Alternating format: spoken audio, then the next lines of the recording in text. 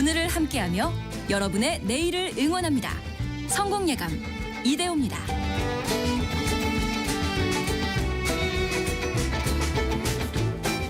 성공예감 이대호입니다. 2부의 문을 열겠습니다. 12월 27일 금요일 2024년의 마지막 금요일 오전 10시 5분입니다. 오늘도 함께해 주셔서 또 2부까지 들어주셔서 감사드립니다.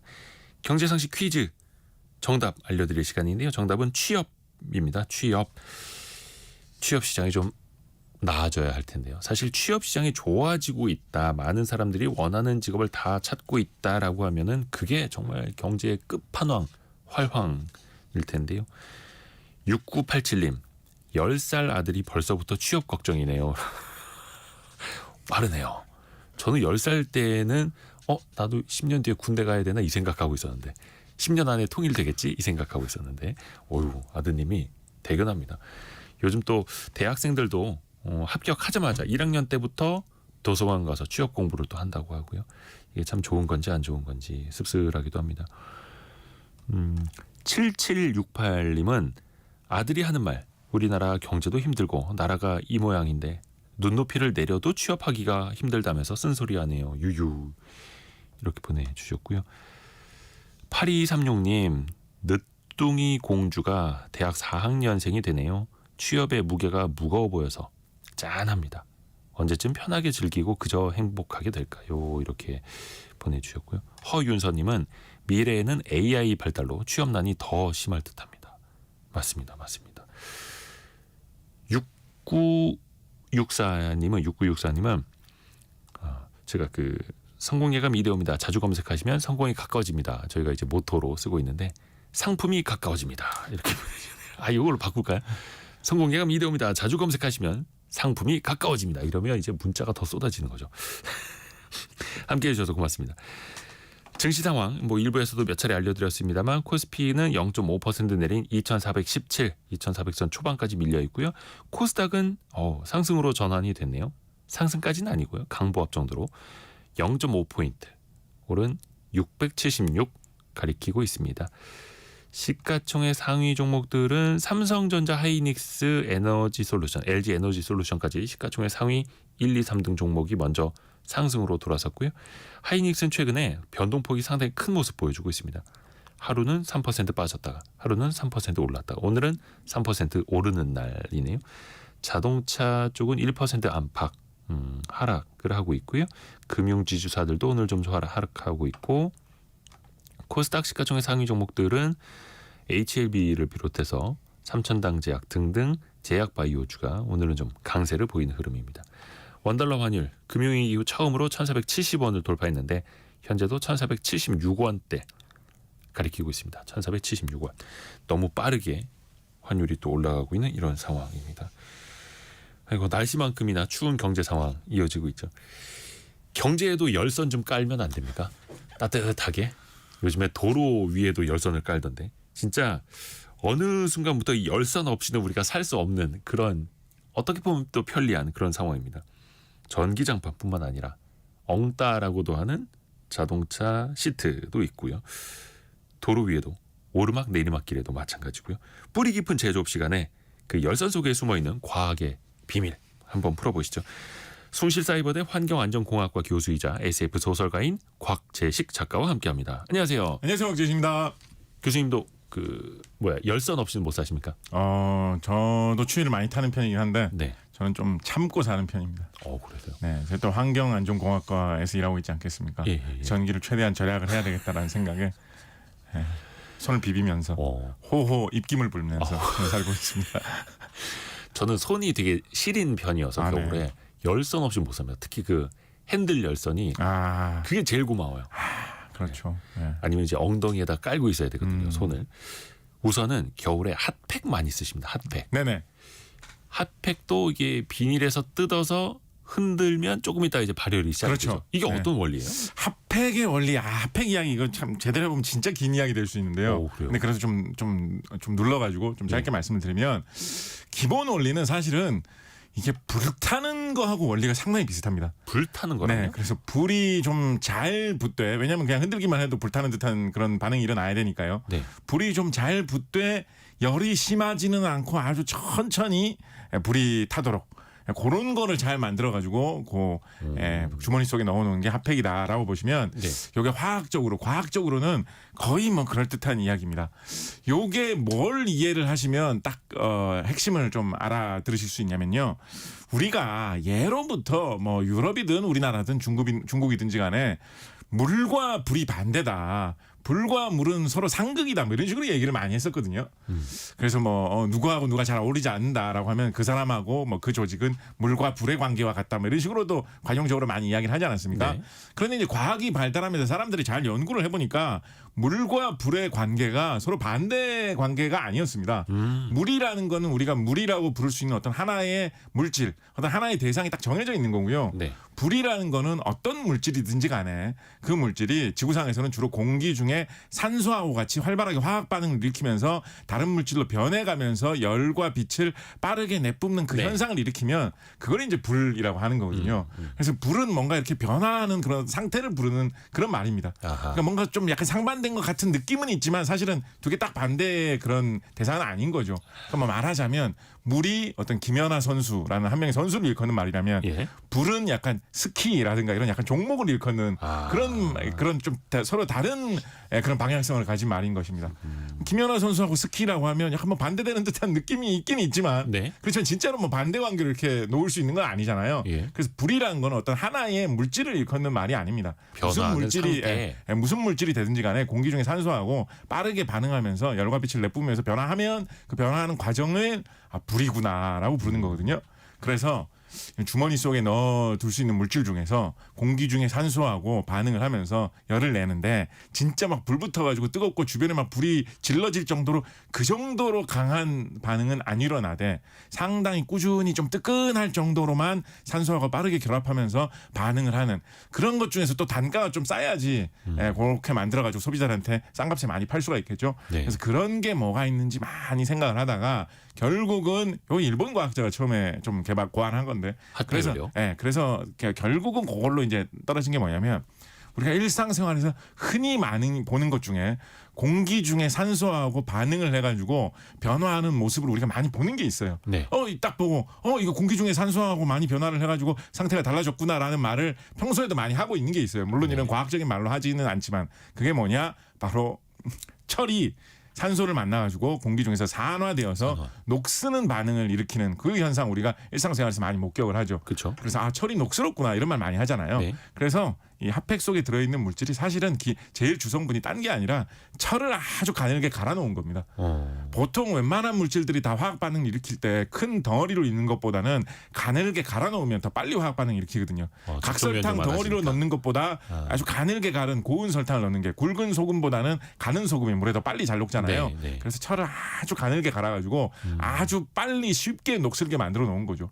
그래서 철이 녹슬 때도 우리가 일상생활에서 보는 녹슬는 현상은 워낙에 뭐 평소에 서서히 녹슬는 것밖에 안 보다 보니까 그렇죠. 거기서 열이 난다는 생각을 잘 하지 못하는데 보통 철 1g 정도가 녹슬 때 한 1.7kcal 정도 열이 발생을 한다라고 하거든요. 그러니까 뭐 한 몇십 그램, 100g 이 정도 되는 철가루를 많이 모아 놓은 다음에 그게 공기 중에 산소를 만나가지고 아주 빠르게 녹슬 정도로 곱게 갈아가지고 또 녹이 좀 잘 쓰려고 녹을 더 잘 쓰는 그 반응을 촉진해주는 물질 좀 넣어 놓습니다. 예를 들면 뭐 물 같은 거. 소금 같은 거 이런 거 좀 살짝 섞어 놓습니다. 그럼 아무래도 더 빨리 녹슬겠죠. 그럼 그 녹쓰는 반응이 일어나면서 열기가 빠른 시간 내에 훅 나오는데 그것 때문에 이제 핫팩이 그런 뜨거운 느낌 이런 거 이제 느껴지는 거죠. 그래서 그 막 흔들라고 하잖아요. 그렇죠. 그러면 그 이제 산소랑 촉매제랑 반응을 더 촉진하도록. 그렇습니다. 그 특히 가만히 보시면 그 핫팩 같은 경우에 그 주머니가 보통 네. 이제 플라스틱으로 만든 부직포 같은 걸로, 그러니까 약간 천 같은 재질로 돼 있죠. 네네네. 그래서 밖에서 이제 공기가 잘 들어오게 돼 있어요. 어느 정도. 그 완전히 밀폐되어 있는 형태가 아니고 그렇기 때문에 공기가 들어오면서 산소가 일정 정도씩 계속 침투를 하면서 꾸준히 반응을 일으키면서 녹슬면서 계속 이제 뜨끈함이 유지가 되는 그런 형태로 되어 있죠. 그래서 이제 뭐 이런 얘기도 해볼 수 있겠죠. 재미삼아. 예. 우리가 이제 뭐 철로 되어 있다. 그러면 이제 좀 차갑고 딱딱한 느낌 많이 들지 않습니까? 네네네. 너의 심장은 무쇠로 되어 있느냐라고 하면 되게 좀 메마른 사람, 예. 감정이 없는 사람인 것 같잖아요. 예. 그렇지만은 무쇠로 되어 있다고 하더라도 요걸 가공만 잘해서 가늘게 갈아 놓으면 이게 핫팩처럼 뜨거운 가슴이 될 수도 있다. 이런 이야기도 해볼 수 있을 것이고요. 달아오르는. 예, 좀만 현실적으로 이야기하면 이게 이제 기본 원리만 생각을 해보면 그렇게 복잡할 게 없지 않습니까? 그래가지고 요 핫팩 같은 경우에는 제품이 뭐 아주 뭐 대단한 대자본을 사용한 아주 막 거대한 무슨 설비에서 제조된다기보다는 약간 좀 소비자 제품 만드는 그런 느낌으로 어떻게 보면 마감 처리가 얼마나 잘 돼 있느냐, 얼마나 뭐 좀 아름다운 모양, 재미있는 모양, 뭐 캐릭터 같은 거를 잘 인쇄해가지고 그 주문하는 구미에 맞게 잘 생산할 수 있느냐, 이런 게 좀 중요한 것이 핫팩 생산이기 때문에 우리나라에는 뭐 경기도의 뭐 김포나 남양주나 뭐 충청북도의 음성이나 이렇게 약간 수도권에 가까운 쪽에 이런 핫팩들을 많이 만드는 공장들이 자리하고 있습니다. 근데 이게 핫팩이 재활용이 안 된다면서요? 핫팩 재활용 안 되죠. 이게 한 번 녹슨 거를 다시 원래대로 깨끗한 철로 되돌리기가 힘들지 않습니까? 예. 그래서 재활용은 안 된다고 보시면 그 되겠습니다. 분리수거도 안 되고 일반 쓰레기인데 그렇죠. 또 그게 또 환경에는 좋지 않은. 환경에 뭐 좋지 않다기보다 별 쓸모가 없는 거죠. 그 결국은 버리고 나면 그냥 이 녹슨 쇳덩어리인 거거든요. 그러니까 별 좀 의미가 없는 그런 게 되는 거죠. 아하. 자 이제 열선으로 갑니다. 열선을 대표하는 건 단연 전기장판 아닙니까? 전기장판. 그렇죠. 전기 담요도 있고 네네. 요즘에는 뭐 무릎 담요식으로도 많이 나오고. 그렇습니다. 일단 이건 어떤 원리예요? 이게 이제 용어를 사용하면 이제 뭐 전기 저항로 뭐 이런 말이 있습니다. 전기 저항을 이용을 해가지고 전기가 잘 안 통할 때에 일어나는 현상을 이용해가지고 뭔가를 녹이는 설비 이런 거를 전기 저항로라고 하거든요. 그것과 기본적으로 원리가 같다라고 볼 수가 있는데요. 이게 뭐 이것도 기본 원리만 생각해보면 뭐 대단한 게 아니라 우리 전기를 사용하는 제품 같은 거 뭐 하다못해 텔레비전만 하더라도 네. 오래 사용하면 좀 뜨끈해지지 않습니까? 네네. 예, 그게 이제 전기가 흐를 때 아무리 전기가 잘 통하는 물질이라도 초전도 상태가 아닌 다음에야 저항이라는 전기를 잘 통하지 않게 하는 성질이 조금은 그 물질 속에 남아 있기 때문에 오래 사용하면 사용할수록 열이 좀 발생을 하거든요. 네. 그래서 그 열을 일부러 많이 발생하도록 만들어 가지고 주변을 뜨끈하게 만들어 주는 것이 이제 열선의 기본 원리다 이렇게 보시면 되겠습니다. 일부러 더 저항이 걸리도록 그렇습니다. 만들어놓는. 예, 이거 지난 시간에 이야기했던 그 전등 원리하고도 사실은 기본적으로는 같은 건데요. 전등도 사실은 전기를 일부러 좀 안 흐르게 하면 처음에는 아주 뜨겁게 열이 나다가 네네. 나중에는 그 열이 심하게 나다 못해가지고 빛을 내뿜게 되는 이게 이제 옛날에 만들었던 그 전구 백열 전구의 예. 기본 원리였지 않습니까? 그래서 그거에서 빛나는 단계까지는 가지 말고 그냥 열까지만 많이 나오게 하는 걸로 목적을 삼자라고 해서 만든 게 이제 열선들이라고 보시면 되는데요. 그래서 열선 중에 정말 제일 간단한 열선은 진짜 별거 아니고 그냥 구리선 같은 거 일반적인 전선 있죠. 예. 그거를 적당한 가늘기로 적당한 굵기로 잘 만들어가지고 열만 좀 많이 나는 정도로 그 정도의 전기가 흐르도록 잘 전자부품을 배치를 해가지고 만들어 놓으면 그냥 구리 전선만 갖고도 어느 정도의 열기가 나오는 그런 열선을 마련해서 쓸 수가 있습니다. 그래서 뭐 어떻게 보면 되게 간단한 가장 간단한 전기 기구라고 할 수 있는 게 근데 이제 감전만 안 되게 뭘로 잘 감싸기만 잘 하면 감싸기만 이제 하면 열만 되니까. 우리는 느낄 수 있다. 그렇죠. 예, 그래서 가장 간단한 게 뭐 어떻게 보면 이런 열선이라고 할 수 있을 거고요. 그래서 막 옛날에 막 이런 어떤 군부대나 막 이런 데서 급하게 뭔가 뭐 물을 데워야 된다, 뭐 이렇게 해야 되는데 뭐 딱히 별로 뭔가 할 게 없으면 그냥 전깃줄에다가 피보고 까가지고 네. 그냥 안에 있는 구리선 노출되게 한 다음에 그거를 막 물에다가 담가가지고 뭐 이렇게 물을 데피고 뭐 이런 위험한 짓을 하기도 해서 그러니까 워낙에 주변에 뭐가 아무것도 없을 때 극한 상황에서 급하게 뭔가를 하려면 뭐 그런 수도 있었기 때문에 굉장히 단순한 부품인데요.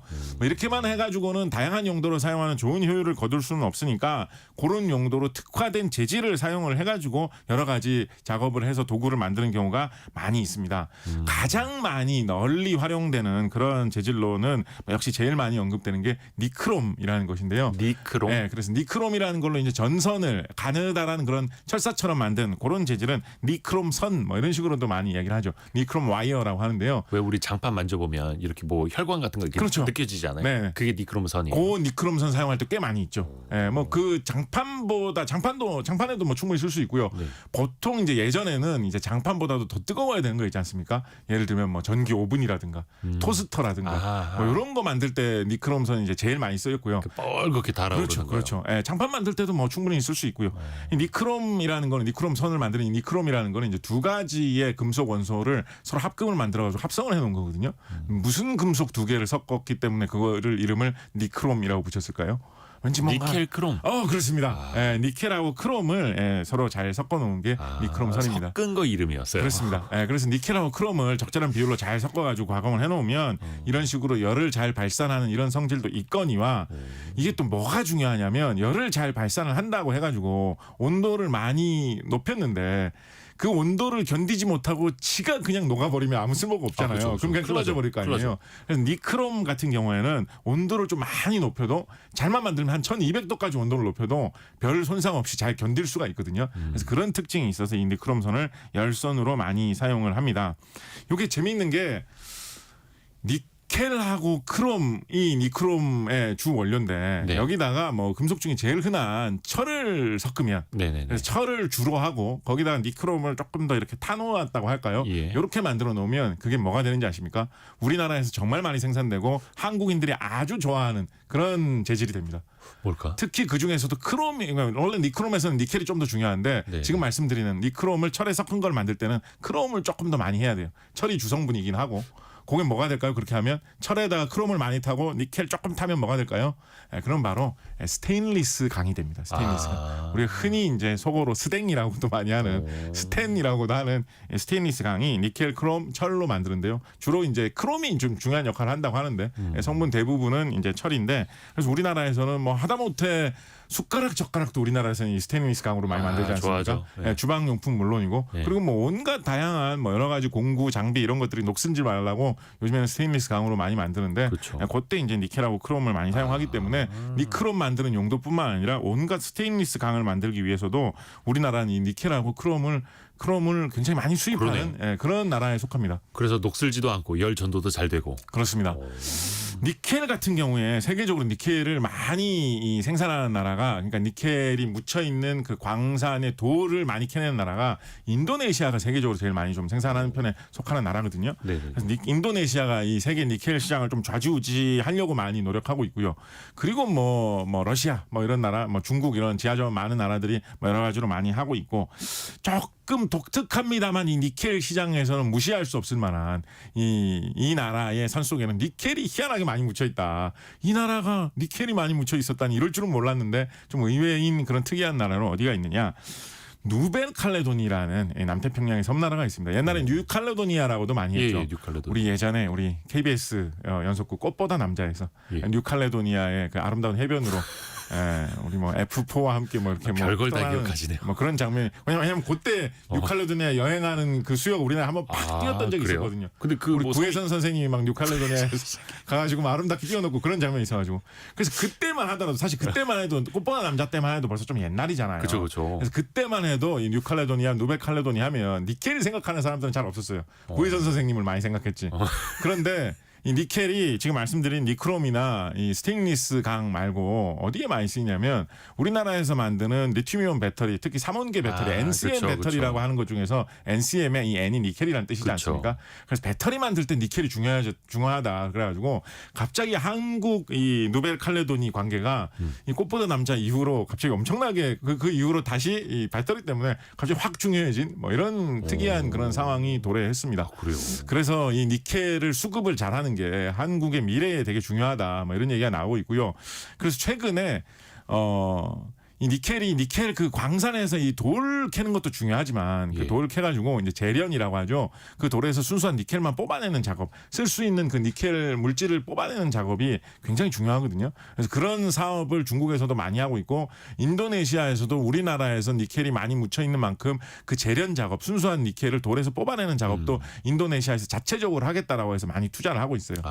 그래서 뭐 필리핀에서 니켈 원강도 수입해가지고 인도네시아에서도 하겠다 뭐 이런 얘기까지 나오고 있거든요. 그러다 보니까 우리나라도 뒤질 수 없다라고 해가지고 지금 물산에 상당히 큰 규모의 이 니켈을 뽑아내는 돌 속에서 니켈을 뽑아내는 니켈 재련 공장을 만들어가지고 이게 있으면 세계 어느 나라에서 니켈 원강을 들여오든지 간에 순수 니켈을 우리나라에 일단 쌓아놓고 쓸 수 있을 테니까 니켈 공급에 굉장히 좀 중요해질 거다. 굉장히 좀 유리해질 거다라고 해가지고 좀 많이 이야기를 하고 있는데 잘 되면 좋겠다라는 생각이 들면서도 워낙에 이게 이제 출렁거리는 시장이기 때문에 또 어떻게 될지 좀 이렇게 유심히 보게 되는 측면도 있고 그렇습니다. 크로미움 어떻게 하다 보니까 뉴칼레도니아까지 갔네. 크로미움 같은 경우에는 또 이제 남아프리카 공화국에서 좀 많이 생산이 되거든요. 네. 예, 그래서 우리나라하고 남아프리카 공화국하고 뭐 지구 반대편에 있는 나라라고 좀 큰 상관이 있나 싶기도 한데 사실은 이 한국인들이 좋아하는 이 스테인리스 강으로 된 젓가락, 숟가락 이런 거 있지 않습니까? 네. 사실 이런 스테인리스 강으로 된 쇠로 된 젓가락 쓰는 문화 한국에밖에 없거든요.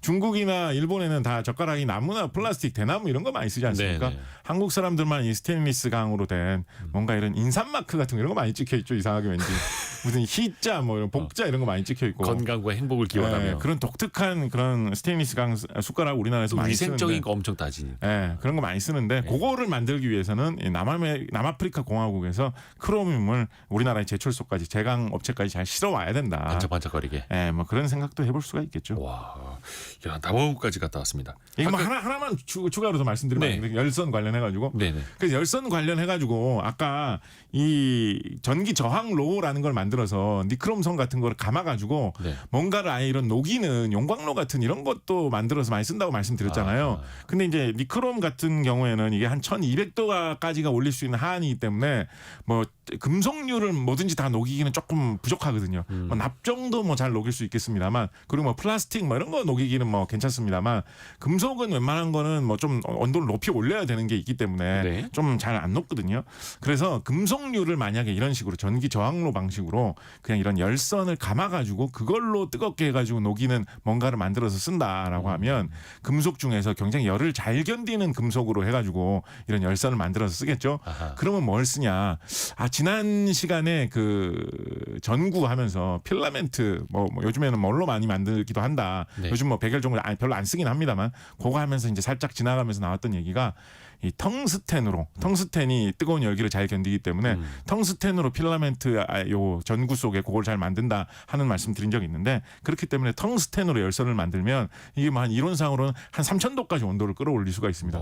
그래서 이런 전기 저항로 방식으로 전기를 가해 가지고 뭔가 뜨겁게 달궈 가지고 금속을 녹이는 이런 도구를 만들 때는 이 텅스텐으로 전기 저항로를 만드는데요. 이게 뭐 그렇게까지 할 때가 뭐가 있을까? 그런 정도로 뭐 금속을 녹여야 되면 진짜 본격적인 용광로 같은 게 쓰는 게 낫지 않나라고 생각할 수도 있는데 이게 의외로 전기 저항로로 이렇게 해서 금속을 녹일 수가 있으면 좀 쓸모가 많은 게 정밀 전자 부품 같은 거 만들 때 네. 우리 뭐 무슨 전자 부품 뭐 반도체 이런 거 만들 때 증착을 한다 뭐 이런 얘기 많이 하잖아요. 아주 얇게 정밀하게 어떤 금속 재료를 조금만 이렇게 살짝 바르기 위해서 뭐 알루미늄이라든지 이런 금속을 녹이다 못해 더 뜨겁게 만들어가지고 끓여가지고 알루미늄이 김처럼 올라오면 거기다가 머리 이렇게 살짝 바르면 아주 얄팍하게 알루미늄이 한 겹 살짝 씌워지는 이런 식으로 작업을 해가지고 정밀 전자 부품 같은 거 많이 만들거든요. 알루미늄 박. 예, 요런 거 만들 때 요런 텅스텐 전기 저항로 요런 거 사용을 해가지고 작업을 하는 경우에 이제 왕왕이 있다라고 하는데 재밌는 게 우리나라가 전자 산업 이런 전기 산업이 발달했는데 공교롭게도 이 텅스텐이 우리나라에 제일 많이 묻혀 있는 그런 나라로 유명한 곳이 우리나라가 된 뭐 이런 사연이 있지 않겠습니까? 그럼 혹시 모르시나요? 지금 우리나라 옛날에 류진현님이 대한민국 텅스텐 유명한 광산이 있다고 맞습니다. 이렇게 보내요. 이게 이제 옛날에는 텅스텐을 한자어로 중석이라고 불렀거든요. 중석. 그래서 무슨 중석 들어가는 이름에 무슨 광산이라든지 회사 이름 이런 게 있으면 그게 이제 텅스텐 캐내는 그런 곳이었습니다. 그래서 지금까지도 우리나라에 텅스텐 묻혀 있는 곳이 뭐 유명하고요. 그래서 그 뭐 돈 되는 걸로 되게 유명한데 어디쯤에 많아요? 그게 뭐 충북에서 강원도 쪽, 강원도 뭐 정선 뭐 그런 쪽부터 해가지고 그런 쪽에 이제 꽤 있는데 그래서 좀 유명한 편인데. 이게 이제 정말 80년대까지만 해도 이게 크게 돈 되는 사업이었거든요. 우리나라의 지하자원 중에 이거 파가지고 수출할 만한 게 사실 그렇게 많지 않은데 그렇죠. 텅스텐은 이게 수출할 수 있을 정도가 되기 때문에 크게 돈 됐었는데 근데 우리나라 산업 구조가 바뀌고 뭐 중국 같은 데서 텅스텐 더 싸게 만들어서 팔고 하면서 이게 잠깐 사업을 안 하고 최근까지 좀 멈춰 있었거든요.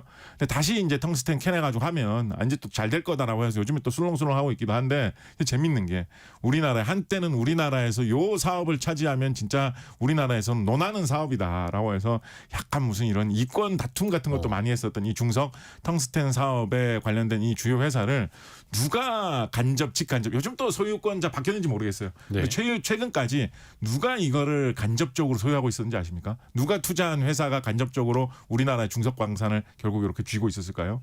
김중석? 워렌 버핏이네. 워렌 버핏. 워런 버핏이요? 워렌 버핏이 손댄 회사가 흘러가가지고 우리나라의 중석 광산을 이렇게 틀어지고 있었어요. 그런 걸 보면 워렌 버핏 이 양반이 아. 좀 뭔가 사업이 안 돼가지고 어렵지만은 요거 나중에 들고 있으면 잘 되겠다 싶은 거는 진짜 세계 어디든지 손을 뻗쳐가지고 다 틀어지고 있구나. 그런 생각을 하게 하는 것이 우리나라의 텅스텐 중석 산업이었죠. 야, 텅스텐 예전에 그 필라멘트 전구, 백열등 이런 거 할 때 정말 많이 그렇죠. 들었던 이름인데 네. 추억의 단어이기도 하네요. 네. 텅스텐. 야, 근데 그게 우리나라에 많았었다.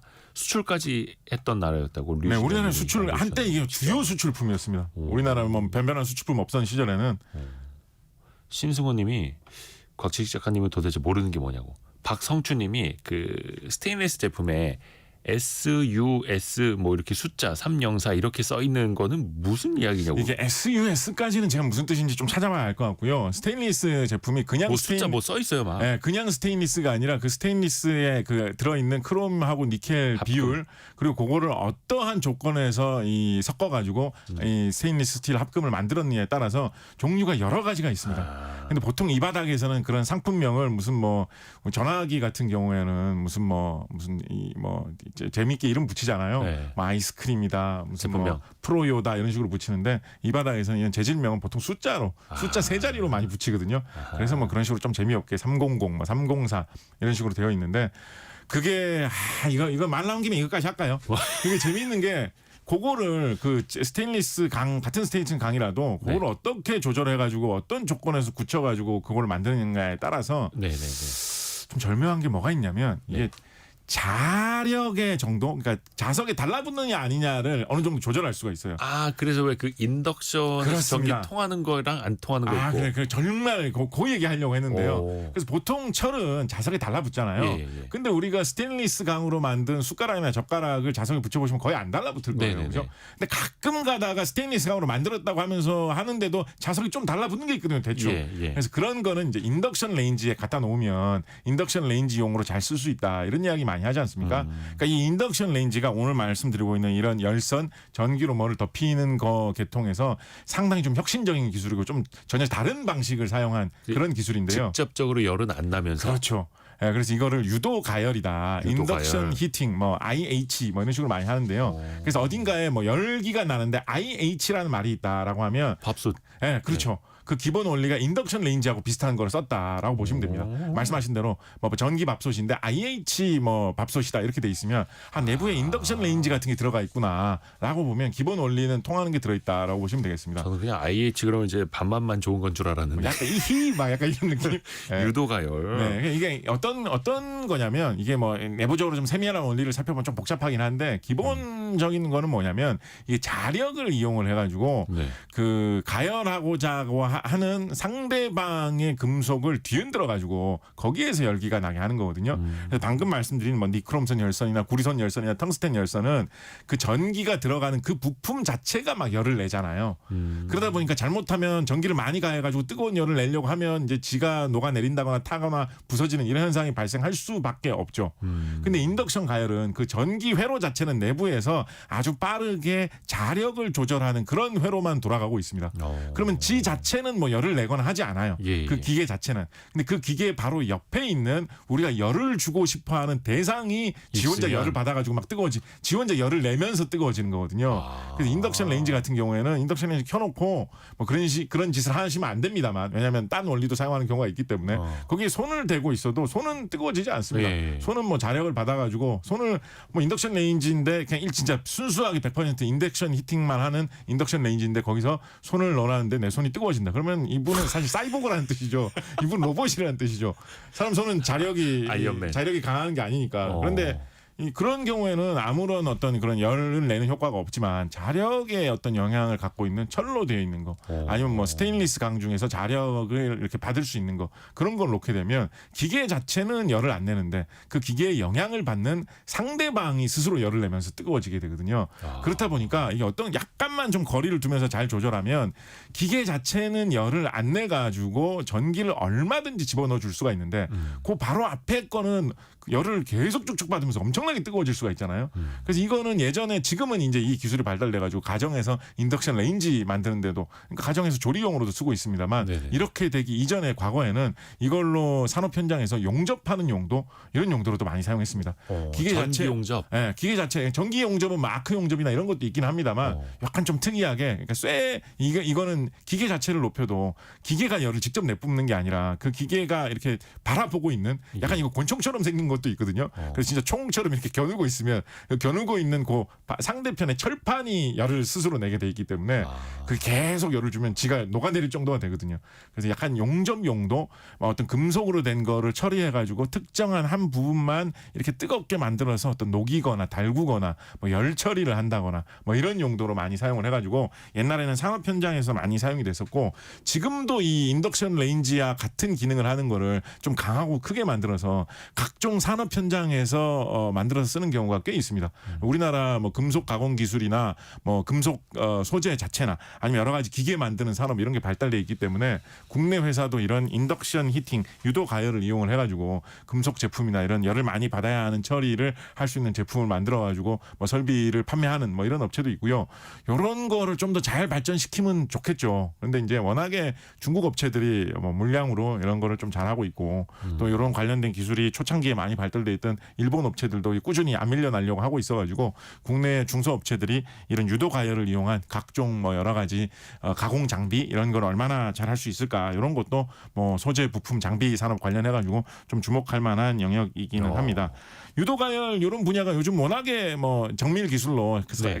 작은 크기로 가정용으로도 많이 개발되고 있다 보니까 네. 인덕션 레인지로 많이 쓰이고 있고 다양한 형태로 많이 만들어서 말씀하신 대로 요즘은 밥솥에도 이 인덕션 요 방식을 이용을 하면 좀 넓은 면적을 다양한 방식으로 원하는 위치에만 여러 가지 방식으로 이 열을 주기가 좋기 때문에 옛날에는 밥솥 같은 경우에도 이 니크롬선이라든가 이런 일반적인 열선을 깔아가지고 그래서 이렇게 밥솥 같은 거 열어보면 항상 밑바닥에 이렇게 뭔가 달아오르고. 달아오른 뻘건 부분 예. 이런 거 막 보이는 것도 있고 그랬잖아요. 예. 그래서 그런 게 많이 있었는데 요즘에는 밥솥을 하면 그래서 밥이 3층 밥이 안 되도록 옆면에서도 막 열기가 나와가지고 밥을 골고루 고르게. 아주 잘 익힐 수 있는 뭐 이런 IH 뭐 밥솥 이런 거 하면 그 원리구나. 네, 인덕션 레인지를 이용한 그런 밥솥이라고 이야기할 수도 있겠죠. 그래서 누룽지 밥이 잘 안 되는 거네요. 밑에 그렇습니다. 타질하는 거네요. 네, 그래서 과거에는 이제 밥솥 하면 뭐 일본 밥솥 이런 게 되게 유명해가지고 한국 사람들이 일본 가면 밥솥 하나씩 뭐 사온다 뭐 이런 얘기 있지 않았습니까? 코끼리 밥솥. 네, 근데 요즘은 이제 우리나라에서 이런 전기 밥솥류를 워낙에 잘 만들다 보니까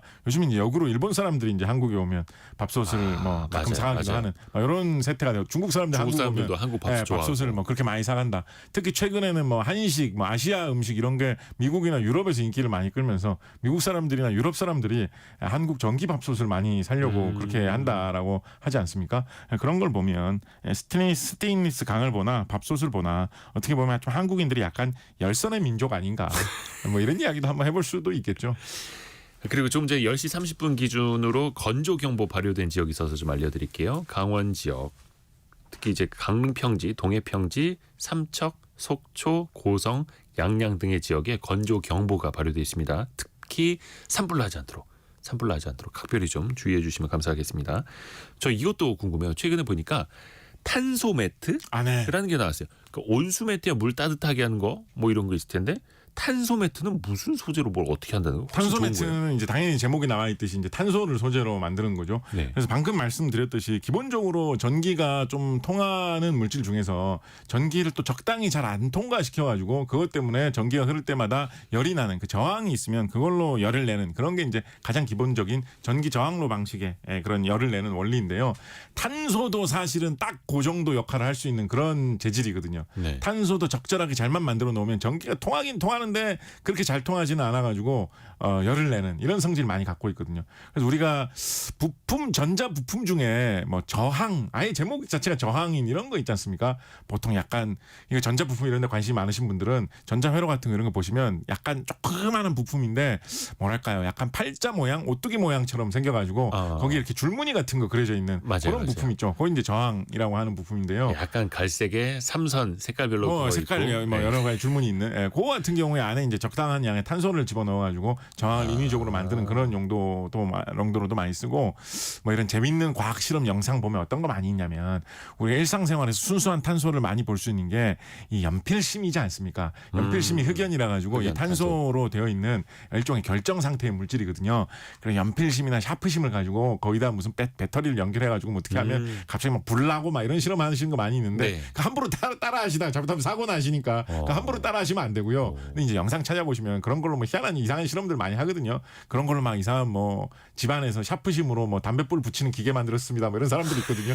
그래서 그런 식으로 탄소가 원래 그렇게 전기를 넣어서 열을 좀 잘 낼 수 있는 물질입니다. 네. 근데 이제 과거에는 그거를 가지고 일반적인 이런 이런 전기 장판을 만드는 그런 용도로 쓰기에는 좀 가공하기가 어려워가지고 그런 쪽으로는 잘 못 쓰이고 있었는데 최근에 이제 뭐 탄소를 가공하는 그런 기술이 발달하면서 우리 몇 회 전에도 말씀드렸습니다만 요즘에는 탄소를 실처럼 뽑아가지고 뭐 탄소 섬유를 이용한 뭐 여러 가지를 만든다 이런 거 많이 하잖아요. 그래서 뭐 카본 재질로 된 뭐 무슨 뭐 자전거 부품을 만들었다, 뭐 테니스 라켓을 만들었다 이런 걸 할 수 있을 정도로 탄소를 이 가공하는 기술이 많이 발전돼 있지 않습니까?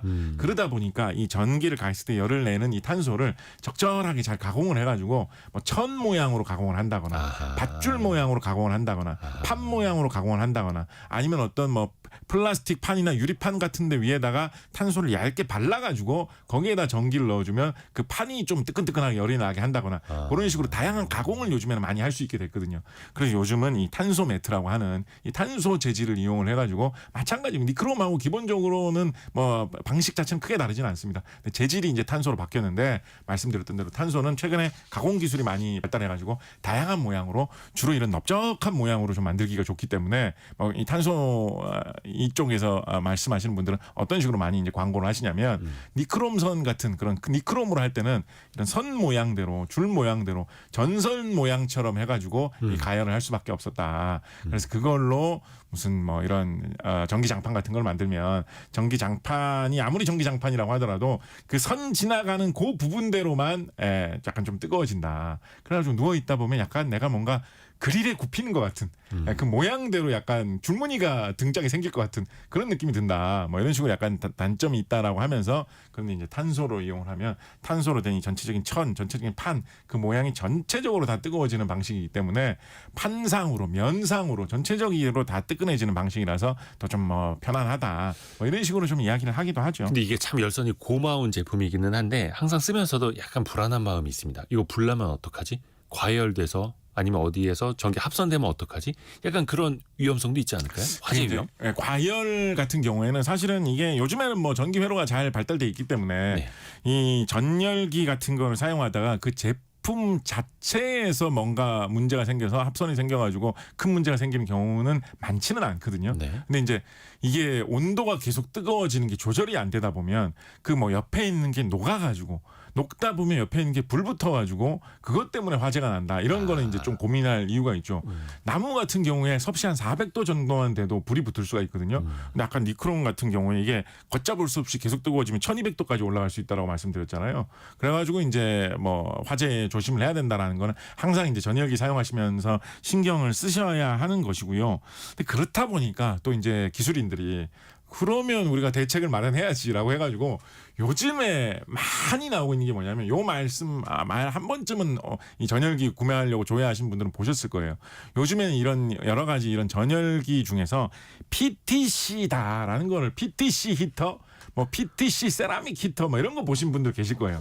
이거 약간 전열기 중에 약간 뭔가 이런 금속으로 되어 있는 무슨 판때기 같은 걸로 되어 있는 뭐 이런 거 PTC 소재를 이용한 뭐 어쩌고 이런 거에 요즘 많이 팔리고 있는데요. 이 PTC라는 게 이 말뜻 자체만 보면 무슨 뜻이냐면 Positive Temperature Coefficient라는 뜻이라 가지고 양수 온도 계수라는 뜻이거든요. 이게 무슨 말이에요? 말은 되게 어려운데요.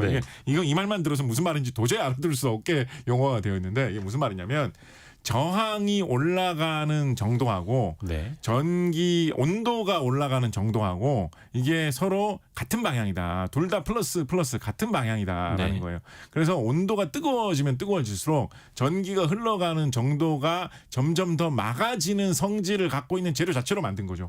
그래서 온도가 너무너무 많이 올라간다 싶으면 전기가 아예 안 흘러가는 안 흐르게 되는 그런 성질을 갖고 있는 거예요.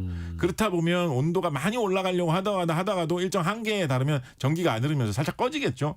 그러다 온도가 좀 어느 정도 내려가면 그때부터 다시 전기가 흐르면서 또 온도를 내게 되기 때문에 네. 특별한 온도 조절 장치 같은 게 없어도 자동으로 이 물질의 성질에 의해서 일정 온도 이상으로는 온도가 안 올라간다라고 해가지고 이 PTC라는 재료를 이용하면 PTC 히터라는 걸 이용하면 더 안전하다라고 해가지고 과열을 막을 수 있다. 그렇죠. 그래서 이제 뭐 처음에 많이 사용되기 시작했던 그런 제품인데 요즘에는 PTC 좀 특이한 재료로 만들거든요. 예를 들어서 뭐 바륨을 이용한 뭐 타이타늄산 바륨 뭐 이런 걸 이용한 좀 특이한 재질로 만들거든요. 그래서 이걸 계속 개량을 하다 보니까 열적인 성질도 온도 성질도 좀 달라져가지고 예를 들면 뭐 PTC로 잘만 하면 뭐 빠르게 온도를 더 높일 수 있습니다. 원하는 온도에서 더 전기를 덜 먹으면서 적절하게 사람이 따뜻하게 즐길 수 있는 정도 온도를 만들기에는 뭐 더 좋다 이런 식의 제품도 등장을 해가지고 이야. 요즘에는 요 PTC라는 요 제품도 여러 가지로 이제 많이 사용되고 있는 추세입니다.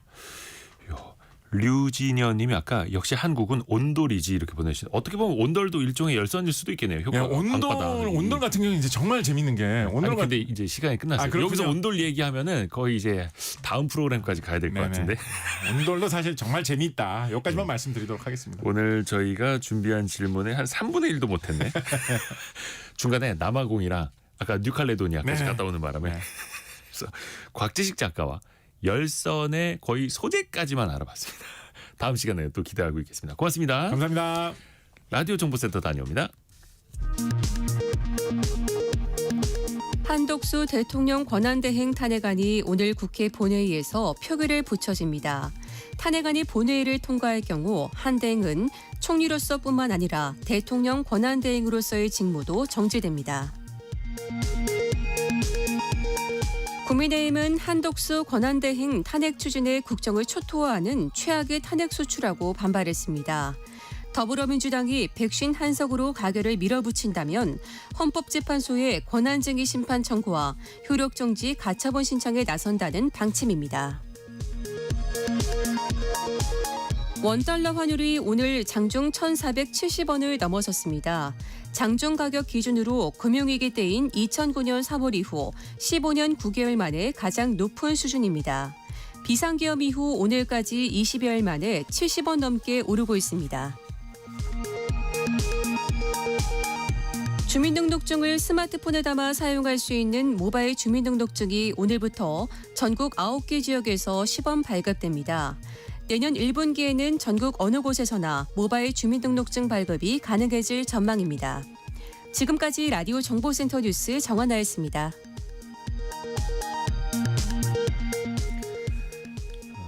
(9946님이) 열선 없이는 못 살고 성공예감 없이도 이제는 못 살아요. 오래오래 부탁드립니다. 이렇게 보내주셨고요. 6216님은 철분을 품은 마음으로 핫팩 같은 성공예감. 감사합니다. 여러분이 또 질문해 주시면 저희가 또 답을 해드립니다. 애프터 서비스 코너 곽지현 리포터 함께합니다. 안녕하세요. 네, 안녕하세요. 질문 들어볼까요? 네, 3063번님. 주요 국가들 GDP는 얼마나 되나요? 네, 일단은 명목 GDP로 알려드릴게요. 네. 그 명목 GDP는 현재 시장 가격을 기준으로 하는 거고요. 참고로 실질이라는 거는 물가 상승분을 제외한 걸 따져보고요. 그래서 그 나라들의 어떤 GDP 상황을 비교할 때는 경제 규모를 따지는 명목 GDP 기준으로 보시는 게 조금 더 쉽습니다. 네. 미국 같은 경우에는 2023년 기준으로 OECD 데이터를 보면은 약 27조 달러 정도가 됩니다. 세계 경제에서 한 25%를 차지하는 겁니다. 세계 경제의 4분의 1을 미국이 차지하고 있다. 이런 의미고요. 네. 중국은 한 19조 달러가 좀 넘어요. 전 세계 경제에서 한 19%를 차지하고 있고 합치면은 거의 한 44% 정도 되죠. 그러니까 전 세계 GDP의 44%를 차지하는 미국과 중국이 무역 전쟁을 벌이면 그 파급력이 클 수밖에 없는 거죠. 그렇죠. 이어서 일본, 독일이 4조 한 4천억 달러 정도 되거든요. 근데 일본하고 독일은 좀 3, 4위가 왔다 갔다 합니다. 네. 서로가. 이어서 5위가 인도. 내년쯤 되면 인도가 뭐 한 3위까지 올라갈 수도 있겠다. 4위까지 올라갈 수도 있겠다. 뭐 이런 전망들도 나오고요. 우리나라는 1조 7천억 달러 정도가 돼서 전 세계에서 차지하는 비중이 한 1.6, 1.7% 정도 됩니다. 참고로 전 세계 GDP는 한 105조 달러 정도 된다고 합니다. 네. 자, 다음은 청취자 류진연님. 회계에서 분식에 대한 구분이 참 어려운데요. 어디까지가 분식 회계인가요? 분식 회계는 이제 분을 발라서 예쁘게 꾸민다라는 뜻인데 진짜 그 회계학적 용어로는 회계 부정 행위 이렇게 따집니다. 근데 그걸 이제 쉽게 분식 회계라고 부르게 되는데요. 사실 이거를 뭐든지 부풀리거나 아니면 일부러 더 적게 쓰거나 되게 광범위합니다. 자산을 과대 계상하는 것도 그렇고 아니면 부채를 좀 숨기려고 과소 계상하는 것도 그렇고 수익을 부풀리는 것도 그렇고 예전에 어떤 상장사는 수익이 많이 나면은 고객사에서 단가를 인하하라고 압박할까 봐 네. 그걸 피하려고 일부러 수익을 과소 계상한 사례도 있습니다. 정확하게 회계를 쓰지 않는 행위를 통틀어서 분식회계, 회계 부정 이렇게 보셔도 되겠고요. 그게 고의냐 실수냐에 따라서 처벌의 강도도 달라집니다. 네. 고의가 있을 경우에는 중징계를 받고 검찰에 고발돼서 사법 처리까지 받을 수 있고 상장 폐지도 될 수 있습니다. 자, 다음은 청취자 문선형님이 보내셨습니다. 국내 현금 사용량은 얼마나 될까요? 이렇게 보내셨는데요. 그러니까 우리가 아시다시피 현금 사용 점점 비율 감소하고 있죠. 네. 예, 한국은행 조사에 따르면 지난 2015년 전체 지출액에서 현금 사용 비율은 38%입니다. 그리고 6년 후인 2021년에 봤더니 27%로 감소했어요. 그러니까 아시다시피 인건비 절감으로 온갖 그 가게들은 무인 계산기, 이 키오스크 매장 설치 점점 늘고 있고요. 또 버스 타신 분도 아시죠? 현금 안 받아요. 이 현금 없는 클린 버스를 운행하고 있습니다. 그러니까 실제 그 우리나라 은행 점포수를 보면은 지난 2018년에는 한 6,700여 개였다가 2021년에는 6,090여 개로 한 650여 개 정도 줄었고요. 이렇게 좀 어떻게 보면 현금 결제 거부하는 사례는 아직까지는 없어요. 그렇죠. 하지만 점점 이 현금 없는 사유를 진행하는 만큼 점점 이 과정에서 부작용 좀 생기지 않게 좀 어르신들 같은 경우 좀 어렵잖아요. 그러니까 관심과 노력이 좀 필요한 것 같습니다. 하나만 짧게 더 들어볼까요? 네, 김미영님은 자동차세 연납 신청해서 할인받는 방법 알려주세요. 자동차세 연납 제도는 원래는 6월, 12월 1년에 2번 나눠내야 하는 걸 좀 미리 내면은 할인해 드릴게요. 이런 제도죠. 네. 참고로 연초에 빠르게 납부할수록 할인율이 더 높습니다. 1월에 연납하면 3%, 3월에는 2.5%. 뭐 9월로 가면 할인율이 거의 1% 이하로 떨어지기도 하고 좀 지자체마다 이게 지방세니까 지자체마다 좀 다르기도 합니다. 1월에 고지서가 날아올 테고요. 거기 써 있을 겁니다. 그리고 온라인 위텍스 홈페이지나 위텍스 앱에서도 가능합니다. 지방세라는 거. 네, 곽지연 리포터 고맙습니다. 네 고맙습니다. 내일은 주말판 별책 보러 오기 찾아가는 날이죠. 명지대 김익한 명예교수와 함께 하루 한 장 작지만 큰 변화의 힘을 읽어보겠습니다. 새해에 하루하루 달라지는 여러분, 하루하루 또 성장하는 여러분을 또 응원하면서요. 일라디오와 유튜브에서 동시에 만나 뵙겠습니다. 성공예감은 오늘도 여러분을 응원합니다.